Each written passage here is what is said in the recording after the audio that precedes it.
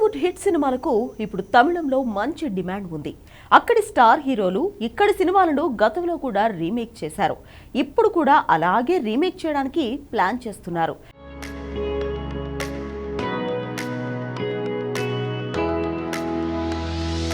తమిళ star senior hero Vijay ఇప్పుడు తన చివరి సినిమాను ఎలా అయినా హిట్ కొట్టాలని తెలుగు సినిమాను రీమేక్ చేయడానికి రెడీ అయ్యాడు. గత 2-3 సినిమాలు అంతగా ఆడకపోవడంతో ఇప్పుడు తెలుగు సినిమాపైనే డిపెండ్ అయ్యాడు ఈ సీనియర్ హీరో.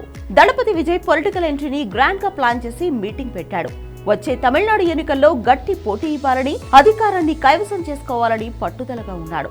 దీనితో అతని చివరి సినిమాపై అంచనాలు భారీగా ఉన్నాయి. అతని సినిమాగా దళపతి 69 ని ఇప్పటికే ప్రకటించారు కూడా. తుణివు, వలిమై వంటి హిట్ సినిమాలకు డైరెక్షన్ చేసిన హెచ్ వినోద్ ఈ చిత్రాన్ని డైరెక్ట్ చేయడానికి రెడీ అయ్యాడు. ఈ సినిమాలో హీరోయిన్ గా పూజా హెగ్డే నటిస్తోంది. బెస్ట్ సినిమా తర్వాత మరోసారి విజయ్ తో నటిస్తోంది. బాబీ డియోల్ ను కీలక పాత్ర కోసం సెలెక్ట్ చేశారు. ముందు నుంచి ఈ సినిమా రీమేక్ అనే వార్తలే వచ్చాయి. రిస్క్ చేయకుండా హిట్ సినిమాను రీమేక్ చేయడానికి విజయ్ రెడీ అయ్యాడు. గత ఏడాది అనిల్ రావిపూడి డైరెక్ట్ చేసిన భగవంత్ కేసరి సినిమాను గ్రాండ్ గా రీమేక్ చేయడానికి, తమిళ జనాలకు నచ్చే విధంగా సినిమా చేయడానికి రెడీ అయ్యారు. ఇప్పటికే హక్కులు కూడా కొనేశారని టాక్. దళపతి 69 సినిమాలో ఓ కీ రోల్ కోసం కన్నడ స్టార్ హీరో శివరాజ్ కుమార్ ని అప్రోచ్ అయ్యారు అని టాక్. తన క్యారెక్టర్ చాలా తక్కువగా ఉందని ఆయన రిజెక్ట్ చేశారు. బాలయ్య స్నేహితుడిగా భగవంత్ కేసరిలో నటించిన శరత్ కుమార్ రోల్ కు అడిగితే నో చెప్పారట. ఆర్మీ క్యాంప్ లో ఒక షెడ్యూల్ కూడా ఇప్పటికే కంప్లీట్ చేశారు.